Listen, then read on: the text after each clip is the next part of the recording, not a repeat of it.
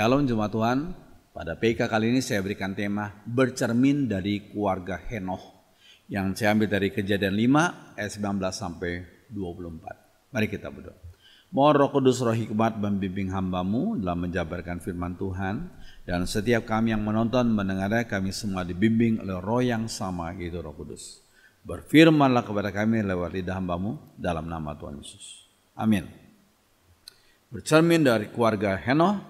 Mari kita baca dalam Kejadian 5 ayat 19 sampai 24. Dan Yared masih hidup 800 tahun setelah ia memperandakan Henoh, dan ia memperandakan anak-anak lelaki dan perempuan. Jadi Yared mencapai umur 962 tahun lalu ia mati. Setelah Henoh hidup 65 tahun, ia memperandakan Metusalah, dan Henoh hidup bergaul dengan Allah selama 300 tahun lagi. Setelah ia memperandakan Metusalah, dan ia memperandakan anak lelaki dan perempuan. Jadi Henoh mencapai umur 365 tahun, dan Henoh hidup bergaul dengan Allah, lalu ia tidak ada lagi sebab ia telah diangkat oleh Allah. Puji Tuhan. Makna nama Henoh itu adalah mempunyai arti guru yang berinisiatif atau guru yang berpengalaman. Itu makna kata Henoh. Henoh adalah keturunan ketujuh dari Adam, yaitu dari garis silsilah Set. Umurnya 365 tahun waktu dia diangkat hidup-hidup oleh Tuhan.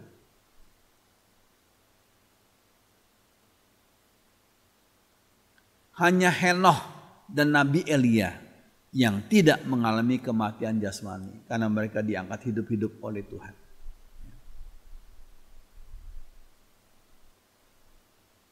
Ayahanda Henoh bernama Yared, berusia 962 tahun saat meninggal dunia. Lihat Kejadian 5:20 tadi. Metusalah salah satu anak dari Henoh. Metusalah berusia terpanjang dalam sejarah dunia ini, yakni 969 tahun. Beda 7 tahun dari Yared, ya. Lebih tua 7 tahun.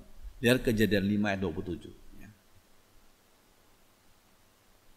Usia Yared adalah usia kedua terpanjang di dunia, yaitu 962 tahun. Dibandingkan dengan ayah dan anaknya, usia Henoh bisa dikatakan sangat pendek, yaitu cuma 365 tahun. Namun kualitas hidupnya, kualitas hidup Henoh itu luar biasa.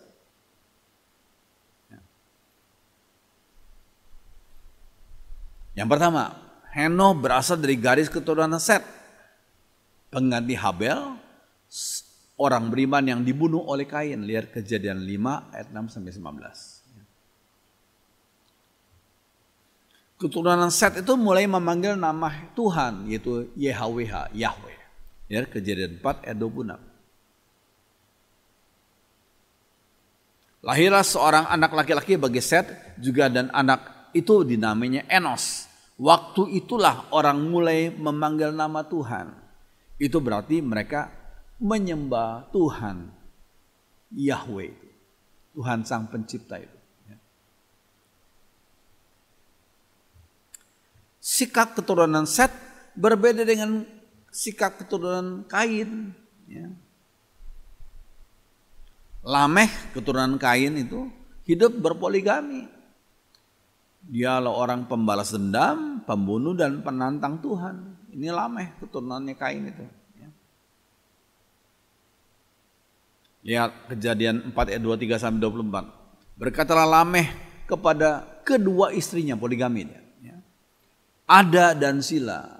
Kedua istrinya namanya Ada dan Sila. Dengarkan, seorang pemuda aku bunuh karena telah menghantam aku. Kalau 7 orang dibunuh untuk membalas pembunuhan Kain, maka 77 orang akan dibunuh kalau aku dibunuh. Itu lihat Kejadian 4 ayat 23 sampai 24. Itulah keturunannya Kain, itu Lameh. Yang kedua, Henokh itu mempunyai titik balik kehidupan. Titik balik kehidupan. Setelah Henokh hidup 65 tahun, ia memperandakan Metusala. Dan Henokh hidup bergaul dengan Allah selama 300 tahun lagi setelah ia memperandakan Metusala, dan ia memperandakan anak-anak lelaki dan perempuan. Kejadian 5, 21 sampai 22. Sejak kelahiran putra sulungnya, ada titik balik yang penting dan mengubah kehidupan Henokh selanjutnya. Tuhan menggerakkan hati Henokh untuk menamakan anaknya yang baru lahir itu adalah Metusala. Nama itu, nama Metusala berasal dari dua kata, yaitu moth, ya, artinya mati, dan syalah, itulah dunia akan berakhir. Artinya dunia akan berakhir. Jadi arti nama Metusala adalah ketika Metusala meninggal, dunia akan berakhir. Pastilah Henokh tersentak hatinya dengan makna nama anaknya tersebut. Ya. Setiap kali ia memanggil nama putra sulungnya itu, Metusala itu, dia diingatkan akan penghukuman dari Tuhan yang akan terjadi bagi manusia yang berdosa. Ya. Inilah titik balik kehidupan Henokh, di mana dia memutuskan untuk hidup bergaul dengan Allah selama 300 tahun itu. Dia nggak mau jauh dari Tuhan, dia hidup bergaul dengan Allah selama 300 tahun. Lihat Kejadian 5, 24. Ya, yang ketiga, Henokh hidup bergaul dengan Allah. And Henokh walk with God. Henokh itu berjalan bersama Allah. And he was not, dia nggak ada lagi for God, karena Allah took him, mengangkat dia hidup-hidup. Ya, dari Kejadian 5, 24 ini dalam King James Version. Kata walk with God di situ, berjalan dengan Allah, terkandung makna tahu kemana arah yang dituju, setuju untuk berjalan bersama, dan mengenal karakter orang yang berjalan bersamanya. Jadi karena Henokh tuh hidup bersama dengan Tuhan, dia bergaul bersama dengan Allah, sehingga kehidupannya dipengaruhi oleh sifat-sifat Allah, oleh firman Tuhan. Amos 3:3 dituliskan, berjalankah dua orang bersama-sama jika mereka belum berjanji?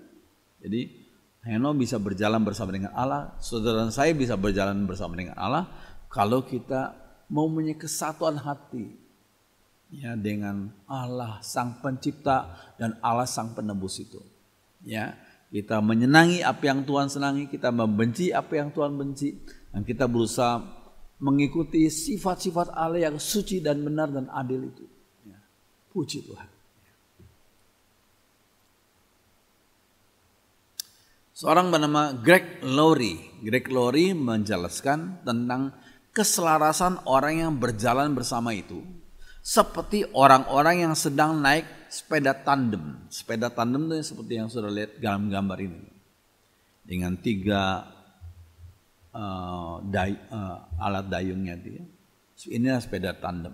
Jadi Greg Laurie menjelaskan tentang keselarasan orang yang berjalan bersama itu seperti orang-orang yang sedang naik sepeda tandem itu, seperti yang sudah lihat. Ya. Mereka mengayuh pedal dengan kekuatan dan arah yang sama. Ya, kalau pedalnya ke depan, ya semua ke depan. Nggak bisa satu ke depan, satu ke belakang. Ya nggak jalan-jalan. Ya.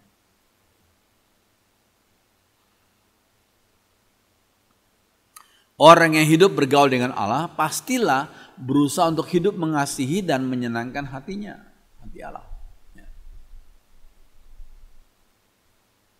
Tanda penting lain dari orang yang mengasihi Tuhan adalah orang itu mau dan bersedia menaati perintah-perintah Allah. Yohanes 14 ayat 15, Yesus berkata apa? Jikalau kamu mengasihi aku, kata Yesus, kamu akan menuruti segala perintahku. Kamu akan menuruti segala perintahku. Ya, orang yang berjalan dengan Allah berusaha untuk menyukai apa yang Tuhan sukai dan membenci apa yang Tuhan benci. Saya ulangi lagi, yuk kita baca sama-sama ya. Orang yang berjalan dengan Allah berusaha untuk menyukai apa yang Tuhan sukai dan membenci apa yang Tuhan benci. Itu penting. Ya. Karakter hidup orang itu berbeda dengan karakter orang duniawi ini. Berbeda. Firman Tuhan memperbaiki kelakuan dan mendidik orang dalam kebenaran. Seperti ditulis dalam 2 Timotius 3 ayat 16. Dikatakan dalam terjemahan sehari-hari ya, 2 Timotius 3 ayat 16, semua yang tertulis dalam Alkitab diilhami oleh Allah dan berguna untuk mengajarkan yang benar, untuk menegur dan untuk membetulkan yang salah, dan untuk mengajar manusia supaya hidup menurut kemauan Allah. Mengajar manusia supaya hidup menurut kemauan Allah.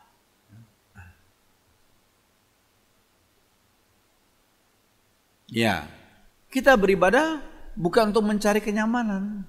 Saya ulangi. Kita beribadah bukan untuk mencari kenyamanan. Kita beribadah untuk mengetahui dan melakukan perintah Tuhan. Ya. Bukan kenyamanan yang kita cari, tapi kita mau mengetahui dan melakukan perintah-perintah Tuhan. Ibadah Kristen bukanlah entertainment. Itu kalau orang yang selalu cari kenyamanan tuh selalu cari yang sifatnya entertainment. Ibadah Kristen bukanlah entertainment. Ibadah Kristen harus bersifat partisipatif. Dari setiap orang yang datang beribadah harus berpartisipasi. Berpartisipasi dalam hal apa? Lihat 1 Korintus 14 ayat 26. Jadi bagaimana sekarang saudara? Bila mana kamu berkumpul, hendaklah tiap-tiap orang, bukan hanya 1-2 orang, tapi tiap-tiap orang yang berkumpul tuh mempersembahkan sesuatu kepada Tuhan. Apa? Ada yang seorang mazmur, ya, yang lain pengajaran, atau penyataan Allah, atau karunia bahasa roh, atau karunia untuk menafsirkan bahasa roh. Tapi semuanya itu harus dipergunakan untuk membangun sesamanya. Jadi ibadah Kristen bukanlah entertainment tapi bersifat partisipatif.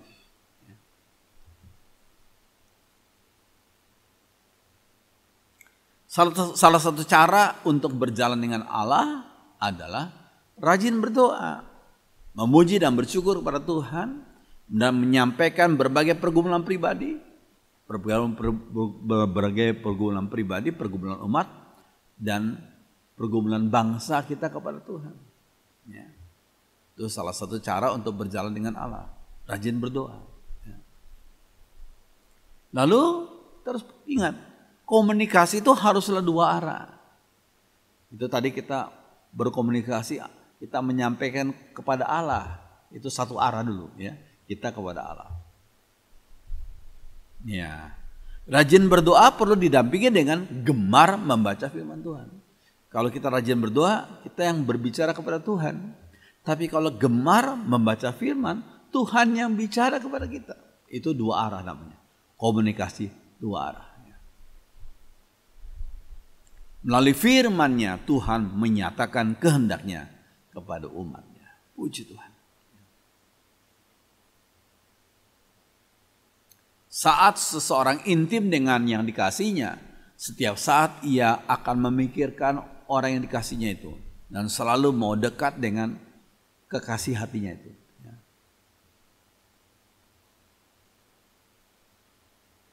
Nah, hidup berjalan dengan Tuhan Allah seperti carang yang melekat pada pokok anggurnya. Lihat dalam gambar ini. Carang yang melekat pada pokok anggurnya, akibatnya carang itu bisa berbuah. Lihat Yohanes 15 ayat yang keempat.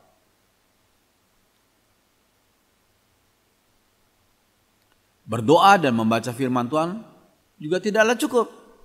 Tanda penting dari orang yang mengasihi Tuhan adalah menaati firman-Nya. Kata taat itu dari depan kita baca T-A-A-T.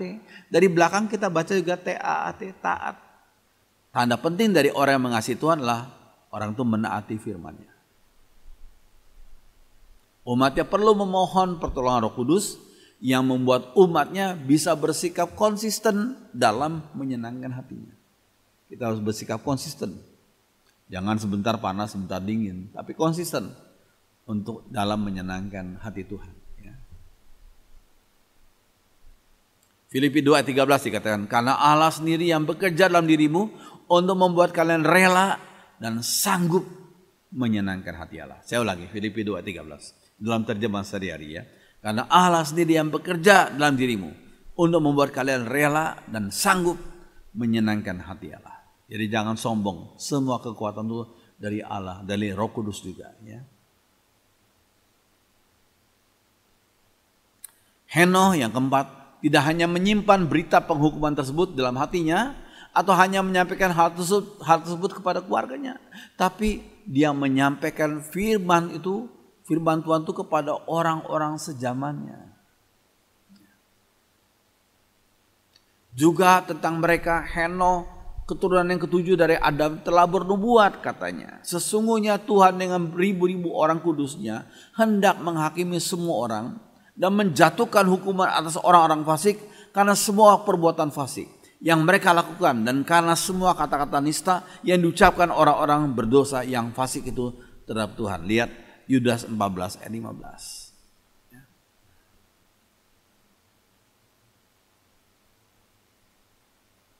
Perbuatan dari orang-orang sejaman Henoh dituliskan apa yang mereka berbuat. Orang-orang itu selalu saja menggerutu dan menyalahkan orang lain. Mereka hidup menurut keinginan mereka yang berdosa. Mereka membual mengenai diri sendiri dan menjilat orang supaya mendapat keuntungan. Ini kehidupan orang-orang pada zaman Henoh hidup itu. Ya. Iya, ini perkataan daripada Bapak Jokowi sekian tahun yang lalu ya. Bapak Jokowi pernah berkata, politikus sontoloyo. Apa itu artinya sontoloyo? Sontoloyo itu berarti konyol, nggak beres, bodoh. Sebagai makian, sontoloyo. Nah itu perkataan dia sekian tahun yang lalu. Kita nggak tahu sekarang ini ya. Saudara bisa menilai sendiri.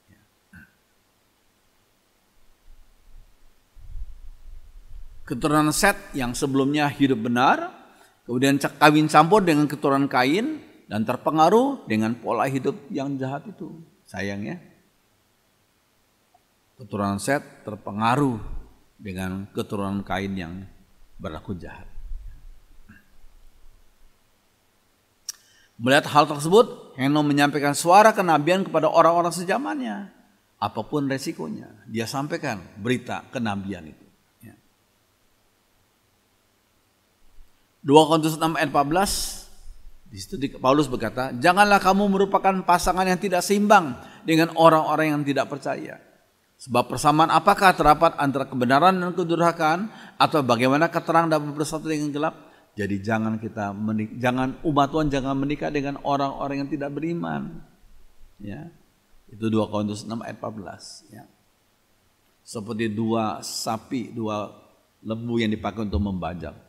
Maka kedua lembu itu harus seimbang. Jadi pasangan seimbang. Ya. Bergerak dengan langkah yang sama, dengan kekuatan yang sama. Ya. Sehingga tidak saling tarik-menarik. Ya.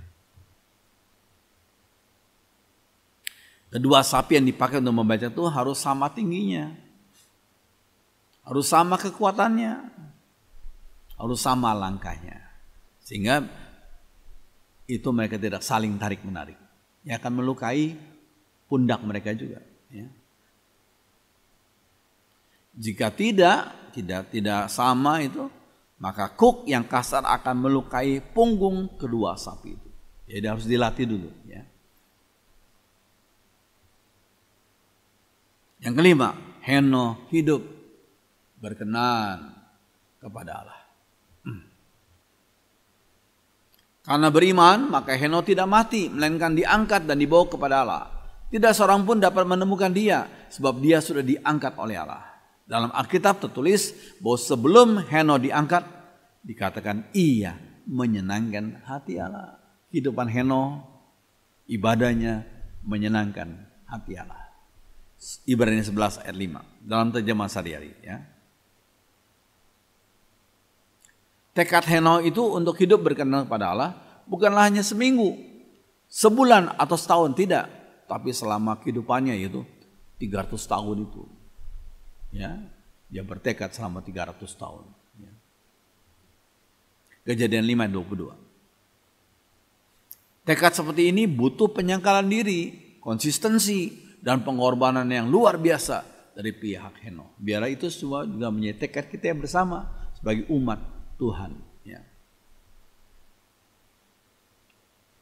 Namun semua pengorbanan tersebut tidaklah percuma.